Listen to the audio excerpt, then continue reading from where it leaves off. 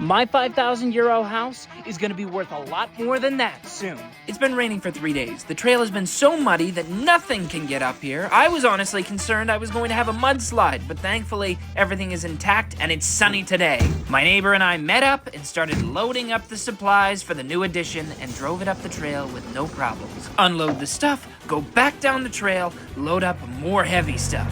That thing is older than you and I combined together. Seriously though, we could not lift this. We loaded up the generator that the volunteer fire department lent us and drove back up the trail again. Just as we were regretting bringing such a heavy mixer, 2 new people came driving up the trail on something of their own. Turns out these guys were from Muta, a company in Slovenia that's been around for more than 50 years. What is it? It's a single axle tractor. And they wanted to give it to me to use. This is the clutch. This is the accelerator.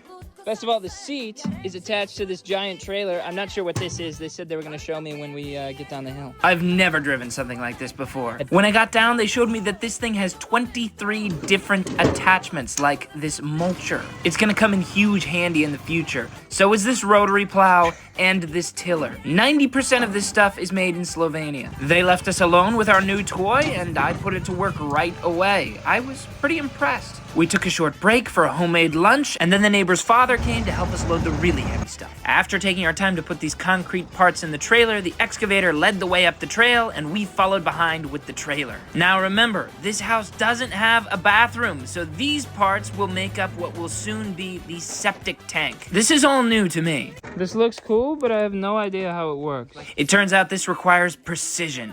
We're not just gonna put these concrete cylinders in the ground, we're gonna level everything exactly the way it should be. This took a lot more effort than I was expecting. We spent a long time just leveling. Then my other neighbor, the roof expert, came up the hill. He pointed out some serious problems to me. See all these gaps of light coming in all over the place? There's not even glass here. But the view is pretty good. If I want this attic to become another bedroom, then it's going to need a new roof. I have no idea what he has planned, but I'm sure it's good. With those 2 cylinders in the ground, now it's time to load up on gravel. Everything we've been working all day for is coming together. Just mix together the proper ingredients and boom, you've got concrete. We loaded and leveled up the first one with concrete without a problem. Now it's got a nice clean bottom. The second one gave us a bit of a problem. Big gaps at the bottom. So we broke up some old tiles and used those to create a little wall. Problem solved. Fill it up, smooth it out, fill up the dirt around it,